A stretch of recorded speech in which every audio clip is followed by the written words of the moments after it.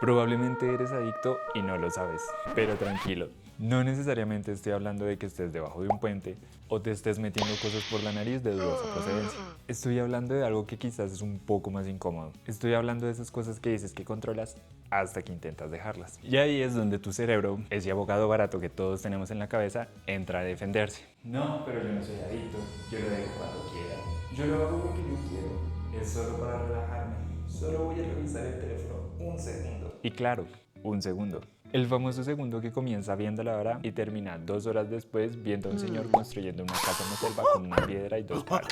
Y lo digo sin hablar desde un lugar de superioridad. Yo realmente no soy mejor que nadie. De hecho, si esto fuera una pelea de autocontrol, yo estaría peleando el descenso. Tengo personalidad adictiva. He tenido etapas con el celular, videojuegos, drogas, alcohol, ejercicio y hasta con trabajo. Básicamente mi cerebro no tiene hobbies, tiene contratos de dependencia. Y durante mucho tiempo pensé que el problema eran las cosas en sí, el celular, los videojuegos, las drogas, el alcohol, todos esos vicios. Pero con el tiempo me di cuenta de algo mucho más incómodo. A veces el problema no es solo lo que consumes. A veces es esa parte de ti que está buscando desesperadamente algo a que engancharse. Algo que te calme, que te distraiga, algo que te haga sentir en control. Algo que te saque aunque sea solo un rato de estar solo contigo mismo. Y ahí es donde este tema deja de ser tan simple. Porque cuando uno escucha la palabra adicción, casi siempre piensa en lo más extremo. Drogas duras, vida destruida, gente que perdió todo. El típico comercial del colegio de di no a las drogas. Si te ofrecen drogas te van a decir que se siente bien padre, que te pasa a reír, no es cierto. Pero las adicciones no siempre llegan así. A veces llegan con una simple notificación, con una rutina,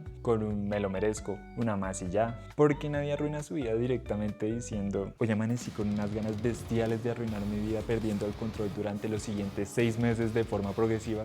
No, señor. Uno siempre empieza de forma progresiva, con algo pequeñito que funciona y se siente bien. Y cómo funciona, lo repites. Y como lo repites, tu cerebro aprende. Y como tu cerebro aprende, eso que un día se sentía como una lección, ahora se empieza a sentir como una necesidad. Pero la pregunta real no es si esto es bueno o esto es malo. La pregunta real es ¿por qué el cerebro se engancha a algo que sabe que puede hacerle daño? ¿Por qué seguimos haciendo cosas que después nos hacen sentir culpables? Porque siempre volvemos a lo mismo aunque ya sepamos cómo termina. Porque una parte de nosotros está buscando cómo parar, pero la otra ya está viendo qué excusa va a sacar para seguir. Y ahí es donde este video se pone interesante. Porque no quiero hacer una charla moralista de que las drogas son malas, pero tampoco quiero hacer un video hippie de todo es una experiencia, hermano, abre tu mente, deja que el universo entre en ti. No, quiero hablar de algo más raro aún, de cómo funciona una adicción en el cerebro, de por qué cosas tan distintas como el trabajo, el ejercicio, los videojuegos, las drogas, el alcohol, tocan botones similares en nuestro cerebro, de por qué unas adicciones dan miedo y otras las celebramos. Porque tal vez el problema no es solo que existan las adicciones, tal vez el problema es que entendemos muy mal cómo comienzan. Y para entender cómo funciona todo esto, primero tenemos que entrar a donde comienza todo ese desastre, nuestro cerebro. Ese órgano maravilloso, primitivo, dramático y manipulable. Tu cerebro no está hecho para hacerte feliz, está hecho para mantenerte vivo. Y eso suena muy bien hasta que recuerdas que tu cerebro tiene un software de hace miles de millones de años. El mismo cerebro que antes te decía comida, recuerda dónde, sexo, recuerda dónde, peligro, recuerda dónde. Ahora vive rodeado de TikTok, alcohol, videojuegos, porno, comida ultraprocesada, apuestas, sustancias psicoactivas, notificaciones y gente en internet diciéndote cómo ser millonario vendiendo un curso de $19. O sea, básicamente es como si hubiéramos metido el cerebro de un cavernícola en un casino con wifi y le dijéramos compórtate. Obviamente salió mal, porque tu cerebro tiene una pequeña cosa llamada sistema de recompensas. Y para explicarlo de forma sencilla, cada vez que haces algo que tu cerebro interpreta como útil, placentero, novedoso o importante, este libera señales químicas que dicen esto importa, pon atención y repítelo. Ahí entra la famosa dopamina. Pero ojo, porque la dopamina está realmente muy mal vendida. La gente habla de la dopamina como si fuera la sustancia de la felicidad. Y no es así exactamente. La dopamina es más bien un empleado intenso de marketing en tu cerebro. No llega y dice, sé feliz. Te dice, esto te hace feliz, repítelo por favor hasta el cansancio, sigue, que se haga parte de tu personalidad. Por eso muchas veces las cosas se vuelven tan difíciles de soltar. No porque sean buenas en sí, sino porque tu cerebro aprendió que funcionan. Funcionan para darte placer, para distraerte, para bajarte la ansiedad, para hacerte sentir un poco menos solo, para apagar ese algo que no quieres sentir. Y ahí viene el verdadero problema. Tu cerebro no diferencia entre algo que te hace bien y algo que simplemente te da un alivio rápido. Para tu cerebro cerebro, una recompensa rápida puede sentirse como una solución, aunque después te deje peor. Es como tener un asesor financiero que cada vez que estás triste te dice compra algo. Gracias, ahora estoy endeudado y triste. Con las adicciones pasa algo parecido. Al principio haces algo y se siente bien, entonces tu cerebro lo guarda y lo repite. Y como lo repites tanto, el camino se empieza a volver más fácil. Posteriormente lo repites tanto que el cerebro empieza a pedirlo más seguido. Y llega el momento en el que ya no lo haces solo para sentirte bien, sino que lo haces para no sentirte mal. Y ahí cambia absolutamente todo. Al principio tu cerebro decía, lo voy a hacer porque me hace sentir bien. Ahora tu cerebro dice, lo voy a hacer porque si no lo hago me voy a sentir raro. Y eso es una diferencia enorme. Una cosa es buscar placer y otra cosa es huir de la incomodidad. Y muchas adicciones no se sostienen realmente por placer, se sostienen por evitar esa incomodidad, ansiedad, depresión, soledad, aburrimiento, culpa, vacío, estrés, silencio.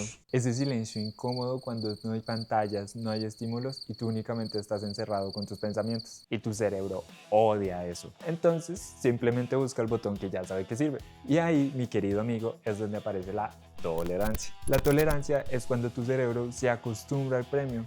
Lo que antes era suficiente ahora no tiene prácticamente efecto. Es como estar constantemente subiendo el brillo a tu pantalla todo el tiempo. Sí, al principio estás cómodo, pero luego tus ojos se acostumbran y todo empieza a parecer más oscuro, así que cada vez tienes que subirlo más y más. Por eso es que el exceso es tan tramposo, no solo porque todo en exceso es malo, como diría el señor Han, Mogi be fun, Drake, sino porque el exceso cambia tu punto de comparación, hace que lo normal se sienta aburrido, que descansar se sienta inútil, hace que la vida sin estímulo parezca insuficiente, y entonces tu cerebro empieza a negociar consigo mismo. Solo por hoy, mañana lo dejo, todo el mundo lo hace. Y eso es peligroso, porque rara vez una adicción llega con voz de villano. Nunca va a llegar diciéndote, hola, vengo a destruirte. No, llega con tu propia voz, con argumentos que te suenan razonables, con frases que suenan lógicas, con excusas que hasta parecen maduras. Y aquí es donde entra nuestro alter ego, nuestro maldito cerebro adictivo. Ese desgraciado nunca nos va a gritar, siempre susurra. Es solo por esta vez, solo porque hoy te sientes mal, después no lo vas a volver a hacer. Tiene sentido, pero no era sentido común. Era química, era hábito, era recompensa. Era un cambio neuronal volviéndose cada vez más automático, porque tu cerebro cada vez se va acostumbrando más a la repetición. Antes tenías que decidir, ahora todo pasa en automático. Por eso una solución tan simple como solo ten fuerza de voluntad no funciona para un problema que en realidad es muchísimo más complejo. ¿La fuerza de voluntad sirve? Sí. Pero si todo tu entorno está diseñado con botones, hábitos, sustancias, alcohol, diseñadas para captar tu atención, entonces es mucho más difícil que usar simplemente fuerza de voluntad. Y aquí todo se pone mucho más interesante, porque cuando hablamos de drogas ya todos sabemos cómo funcionan las sustancias.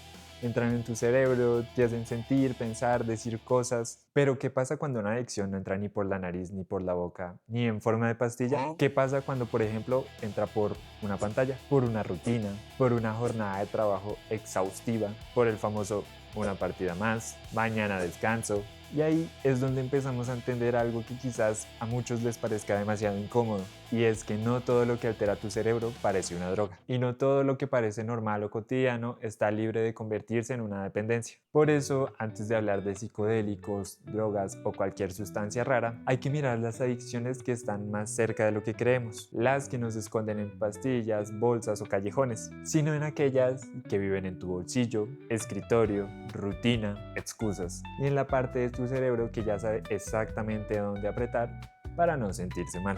Porque cuando uno entiende que el cerebro se engancha a recompensas rápidas, la conversación deja de ser tan sencilla como drogas malas, cosas legales buenas. Ojalá fuera así de sencillo, pero lastimosamente no lo es. Porque hay cosas perfectamente legales, aceptadas y en algunos casos hasta celebradas que igualmente pueden agarrarte del cuello. La primera de ellas, y por la que a veces tienes que poner una excusa hasta para no consumirla, es el alcohol. Y sé que quizás relacionar la palabra alcohol con drogas suena algo drástico, pero lo es. Es una sustancia psicoactiva que altera cómo funciona la química de tu cerebro. Cambia cómo piensas, cómo hablas, cómo decides, cómo escribes mensajes que al otro día no quieres ni leer. Y aún así es la droga que quizás tiene el mejor equipo de marketing de la historia, porque no la venden como una dependencia, la venden como fiesta, amistad, celebración, navidades, cumpleaños. Como decía, es tan normal que si tú decides decir, no, gracias, yo no tomo, automáticamente te preguntan, ¿cómo así que no va a tomar? Tómese un hito. ¿Eres religioso?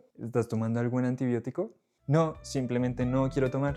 Pero en Latinoamérica eso a veces suena más sospechoso que decir que tienes un cadáver en el baúl. Está tan normalizado que muchas veces no lo vemos como una sustancia, sino lo vemos como ambiente. Pero según la OMS, el alcohol estuvo relacionado con 2.6 millones de muertes en 2019. No es un dato precisamente pequeño, no es un traguito y ya, es una sustancia real con efectos reales. Pero como viene con hielo, música, amigos, nos cuesta tomarla en serio. Pero no estoy diciendo que necesariamente por tomarte una cerveza te vuelvas un alcohólico. Ese no es el punto. El punto es que algo puede ser socialmente aceptable y aún así tener riesgos. Pero el alcohol aún así entra por el cuerpo. Pero ¿qué pasa con algo que no tomas, no bebes, no consumes? Como por ejemplo el celular. El celular es probablemente la relación más tóxica que todos hemos tenido. Está contigo al despertar, está contigo al irse a dormir, está con nosotros incluso cuando vamos al baño. Y lo peor es que muchas veces no lo revisamos porque haya pasado algo. Lo revisamos porque puede que haya pasado algo. Esa es la parte adictiva, no es la notificación, es el ¿será que me escribieron? Ay, ¿y si subieron algo? ¿Y si me pierdo de algo? ¿Y si el mundo avanza de manera irremediable 30 segundos sin mí? En Colombia, por ejemplo, Data Reportal reportó que a finales de 2025 había 41.7 usuarios de Internet y 37.7 millones de identidades de usuarios en redes sociales. Eso equivale al 70.4% de la población. No es solo que usemos el Internet, es que gran parte de la vida social ya vive ahí. Por lo tanto, soltar el teléfono a veces no se siente solo como soltar un aparato, a veces se siente como desaparecer. Y ese es el truco. Tu celular no solo compite por tu atención, compite por tu sensación de pertenencia. Por eso muchas veces desbloqueas el celular sin saber por qué, como si tu dedo tuviera vida propia. Y ahí puede aparecer nuestro alter ego, que a mí me han pasado muchísimas veces. No lo vas a usar 2 horas, solo vas a revisar si alguien te escribió y no te llegó la notificación.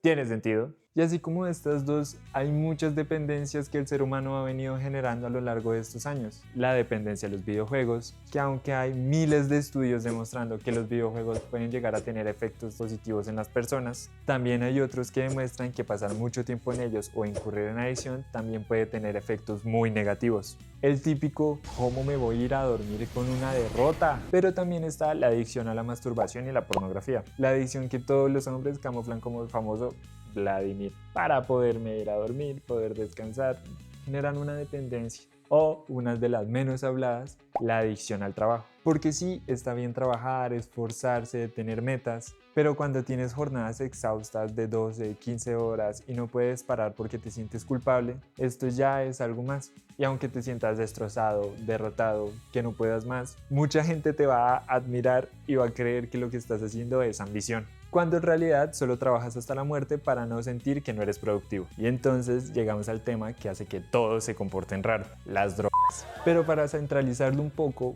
porque hay demasiadas drogas, vamos a centrarnos en una en específico, el LSD. Solo decir esas 3 letras hace que el tono de la conversación cambie por completo. Porque si alguien dice, me pegué una hijueputa borrachera de 3 días, la gente normalmente responde, jaja, invita. Pero si alguna vez alguna persona dice, probé el LSD, automáticamente todos se vuelven ministros de salud, papas, sacerdotes, tías de Facebook y empiezan a criticar o juzgar a la persona. Y en Colombia pasó algo así con Alejandro Gaviria, ex ministro de Salud, periodista, antiguo rector de la Universidad de los Andes. Es decir, el tipo no es un loquito cualquiera por ahí. El tipo es una persona muy exitosa, estudiosa y reconocida en Colombia. Cuando él habló públicamente de haber probado el LSD, muchas personas no escucharon una experiencia, escucharon una confesión criminal. Como si en vez de decir que había probado el LSD haya dicho, sí señores, hoy voy a apuñalar viejitas en el Transmi y voy a venderle drogas a los niños. Pero lo que él contó fue muchísimo más interesante que eso. Según entrevistas y notas públicas sobre el tema, Gaviria dijo que había consumido cannabis y LSD muy pocas veces. Del cannabis dijo que no había sentido gran cosa, pero sobre el LSD dijo que había tenido una experiencia interesante. No lo contó como un tipo diciendo hagan esto, lo contó como alguien tratando de pensar en el tema desde la experiencia, la salud pública y la curiosidad. Y después dio más detalles. Contó que lo primero que sintió fue una clase de agudización de los sentidos. No lo describe como un viaje místico en el que alguien dice que vio a Dios, conoció el universo o vio a su abuelita convertida en una geometría sagrada. Más bien dice que aprendió cosas sobre sí mismo, especialmente sobre su tendencia a exigirse demasiado. Y hay un detalle que me parece demasiado humano. Durante su experiencia recordó una experiencia en el colegio, un día del idioma en el que tenía que recitar un poema frente a sus compañeros del colegio y se le olvidó algo aparentemente pequeño, una simple vergüenza escolar como la hemos tenido todos, pero en su experiencia ese recuerdo volvió con muchísimo peso y dijo que se dio cuenta que nunca se había perdonado eso. En otra descripción, Gaviria habla de los efectos apareciendo de forma gradual, con plena conciencia, como una especie de mar de luz, como si todas las cosas del mundo quisieran llamar su atención. Y aquí es donde el tema nuevamente se pone muy bueno, porque la pregunta interesante no es ¿entonces probamos el LSD? No, señores, no. La pregunta realmente interesante es ¿qué carajos pasa en el cerebro para que una sustancia pueda hacer que los sentidos se sientan más vivos, que el mundo parezca distinto y que un recuerdo del colegio vuelva como si estuviera esperando cobrar arriendo emocional? Porque eso, mi querido amigo, no es magia, es química. Química rarísima.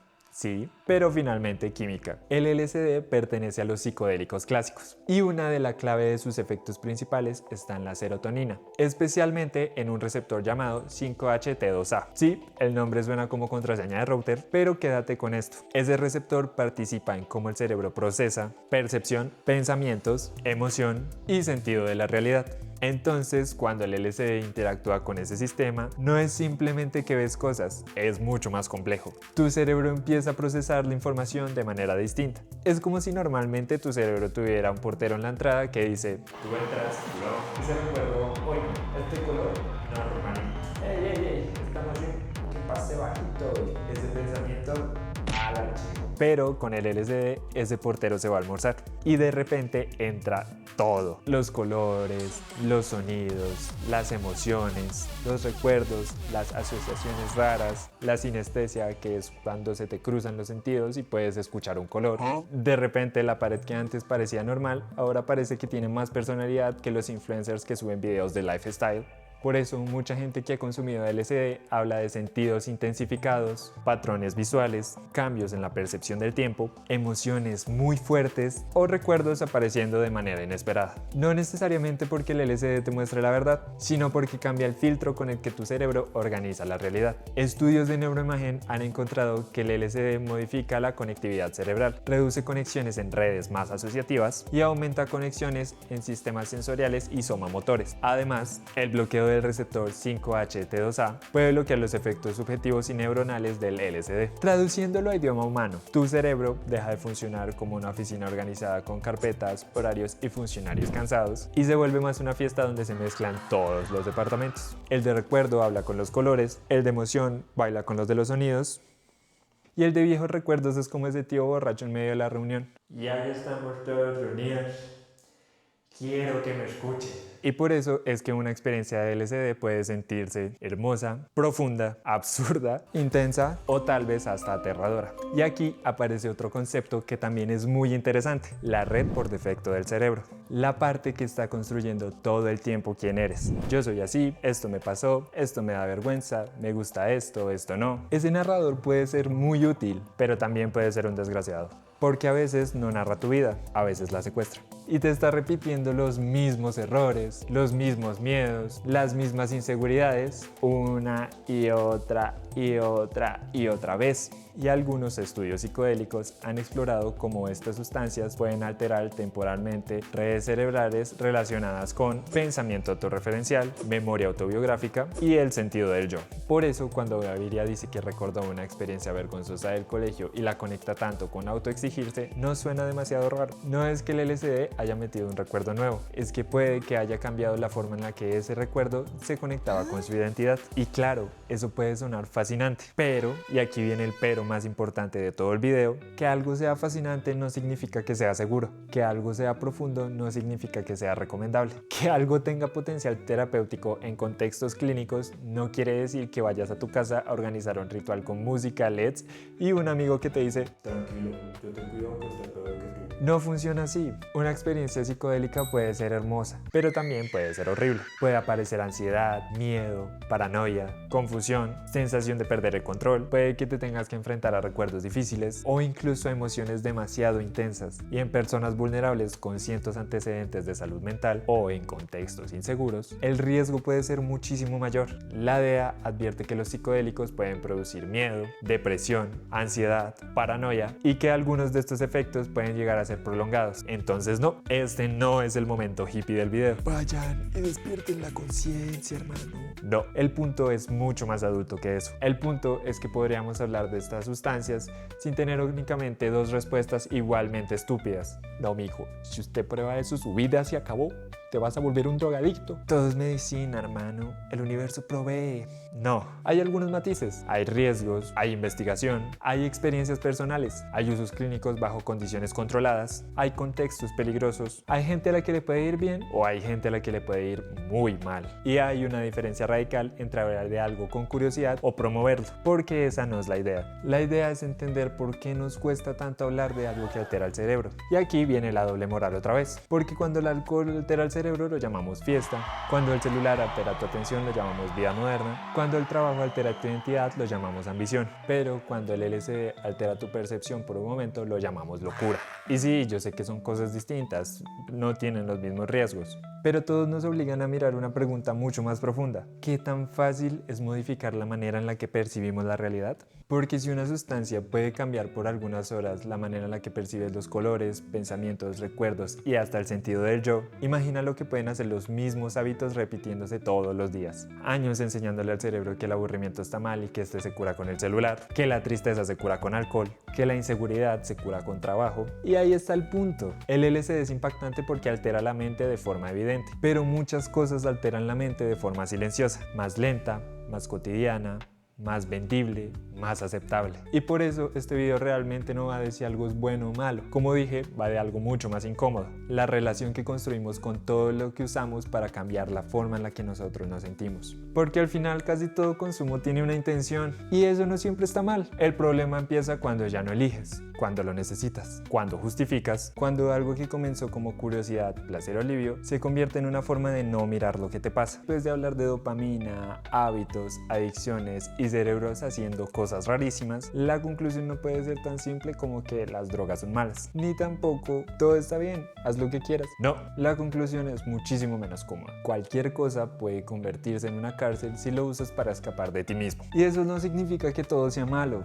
No está mal tomarte un traguito con tus amigos, no está mal tener curiosidad, no está mal sentir placer, distraerte, celebrar, explorar, apagar un rato la cabeza o simplemente pasarla bien. El problema realmente no es disfrutar. El problema es cuando ya no sabes disfrutar sin eso. Y creo que esa es la línea que casi nadie quiere mirar. Porque nos encanta hablar de libertad. Yo hago lo que quiero, yo puedo parar cuando yo quiera, yo lo controlo, yo sé manejarlo. Pero la verdadera libertad no se demuestra cuando haces algo. La verdadera libertad se demuestra cuando puedes no hacerlo. Cuando tienes la capacidad de decir, hoy no, hasta aquí, esto ya no me está haciendo bien. Y sí, yo sé que suena muy fácil, pero realmente no lo es. Y ahí es donde entra la palabra que más nos cuesta: conciencia. No conciencia como que el universo te está hablando a través de una piedra. Conciencia real, honesta e incómoda. La conciencia de preguntarte, ¿por qué realmente estoy haciendo esto? ¿Qué estoy buscando? ¿Qué estoy evitando? Porque el consumo consciente no es vivir con miedo o sentirte mal por tener curiosidad.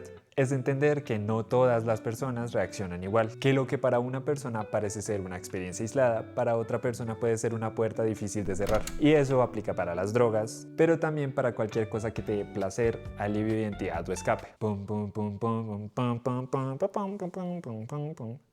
Así que quiero dejarles una pregunta y me gustaría leerlos ahí abajo. ¿Cuál creen ustedes que es la adicción más normalizada a día de hoy? No para juzgarnos, pero sí para cultivar un debate sano y dejar de satanizar tanto las cosas. Porque tal vez si pudiéramos hablar de las adicciones con menos doble moral, culpa y más honestidad, la conversación en torno a ellas sería totalmente distinta.